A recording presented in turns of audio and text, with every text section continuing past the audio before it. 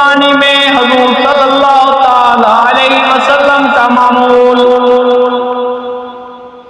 اس لیے حضور اکرم صلی اللہ تعالی علیہ وسلم بڑے اہتمام کے ساتھ ہر سال قربانی فرمایا کرتے تھے۔ حضرت انس رضی اللہ تعالیٰ عنہ فرماتے ہیں حضور اکرم صلی اللہ تعالی علیہ وسلم نے ہجرت کے بعد مدینہ منورہ میں 10 سال قیام فرمایا اور ہر سال قربانی کرتے رہے۔ عام معمول آپ کا 2 مینڈوں کی قربانی کا تھا۔ حضرت انس رضی اللہ تعالیٰ عنہ فرماتے ہیں رسول اللہ نے سیاہی سفید میل رنگ کے سینگوں والے 2 مینڈوں کی قربانی کی اور دونوں کو بسم اللہ واللہ اکبر کہہ کر اپنے ہاتھ سے ذبح کیا۔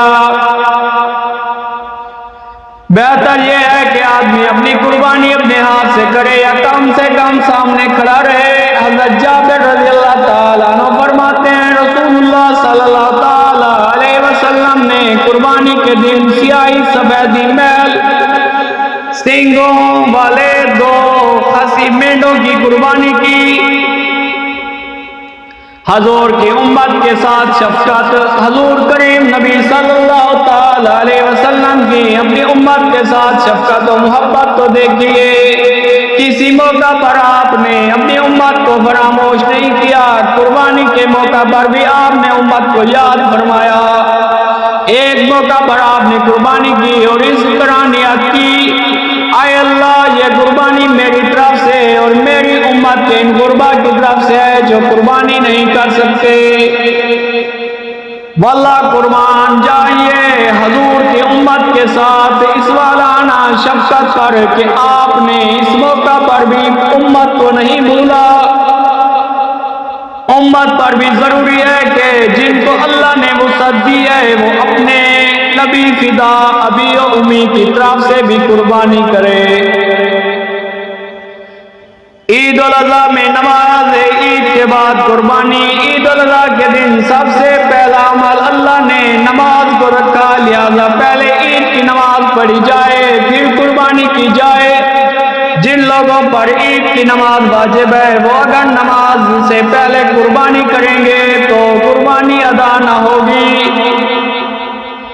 حضرت برا بن عازب فرماتے ہیں کہ قربانی کے دن اللہ کے نبی نے ہمارے سامنے بیان کیا۔ بیان میں آپ صلی اللہ تعالی علیہ وسلم نے فرمایا ہمارے اس قربانی کے دن میں سب سے پہلے ہم نماز پڑھیں گے پھر قربانی کریں گے۔ جس نے ایسا کیا اس نے ہماری سنت کو پا لیا، اور جس نے نماز سے پہلے قربانی کی تو اس نے اپنے گھر والوں کے لیے جلد گوشت تیار کیا اور یہ قربانی میں شمار نہیں ہے۔ قربانی کا آغاز و ابتدا، قربانی ایک اہم عبادت اور اللہ تعالیٰ کو بہت زیادہ محبوب عمل ہے۔ اس لیے پچھلی تمام امتوں میں اللہ تعالیٰ نے اس فریضہ کو عائد کیا تھا، ہر امت کا ذمہ قربانی تھی۔ سب سے پہلے اللہ کے حضور قربانی کا نذرانہ پیش کرنے والے سیدنا حضرت آدم علیہ السلام کے 2 صاحبزادے حابیل اور قابیل، جس کا تذکرہ قرآن میں سورۃ مائدہ میں موجود ہے۔ جب دونوں نے ایک ایک قربانی پیش کی، علاوہ ابن کثیر نے سیاد کی تفسیر میں ابن عباس کی روایت سے نقل فرمایا کہ حابیل نے 1 مینڈے کی قربانی پیش کی اور قابیل نے کچھ غلہ اور اناج صدقہ کر کے قربانی پیش کی۔ پچھلی امتوں میں قربانی قبول ہونے کی پہچان، پچھلی امتوں میں قربانی اور صدقات کے سلسلے میں یہ طریقہ رائج تھا کہ جس کو قربانی پیش کرنی ہوتی وہ پہاڑ پر جا کر رکھ دیتا، پھر اس کی قبولیت کا معیار یہ تھا کہ آسمان سے ایک آگ آتی اور اس کو کھا جاتی، ختم کر دیتی۔ جس صدقہ و قربانی کو آگ نے کھا لیا وہ اس کے قبول ہونے کی علامت تھی، اور جس کو آگ نے چھوڑ دیا نہیں کھایا تو اس کا مطلب یہ تھا کہ یہ صدقہ و قربانی اللہ کے یہاں قبول نہیں ہے۔ قربانی اور صدقات کے علاوہ مال غنیمت میں بھی یہی اصول تھا کہ آسمان سے آگ آتی اور مال غنیمت کو کھا جاتی۔ چنانچہ حابیل کی قربانی اللہ کے یہاں قبول ہو گئی، اس کو آگ نے کھا لیا اور قابیل کی قربانی کو آگ نے چھوڑ دیا، اس کی قربانی قبول نہیں ہوئی۔ امت محمدیہ پر یہ اللہ کا خصوصی انعام کہ قربانی کا گوشت، صدقات اور مال غنیمت سب حلال کر دیا گیا۔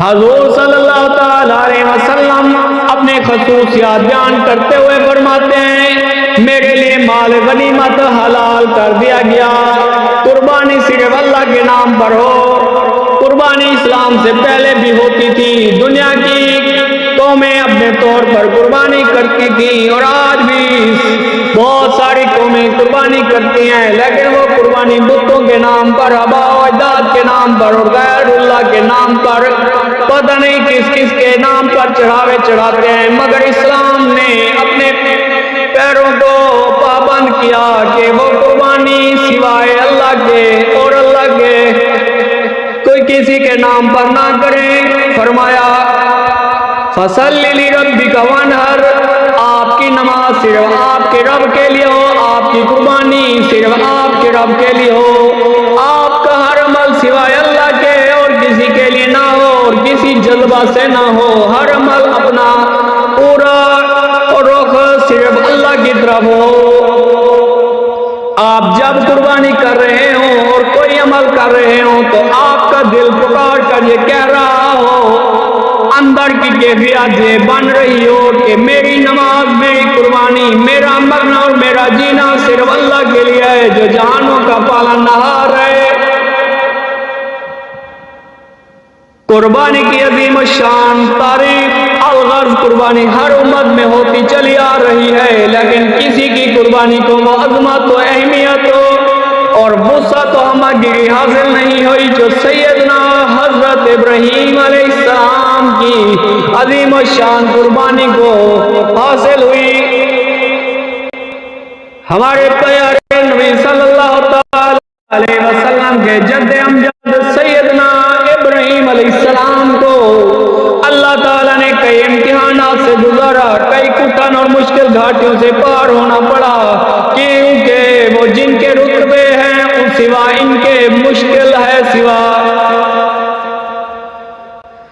حضور صلی اللہ تعالیٰ علیہ وسلم کا ارشاد ہے، اور یہ حضرت ابراہیم ہی کی شان تھی کہ ہر امتحان میں پورے اترے، ہر آزمائش و ابتلا میں کامیاب ہوئے۔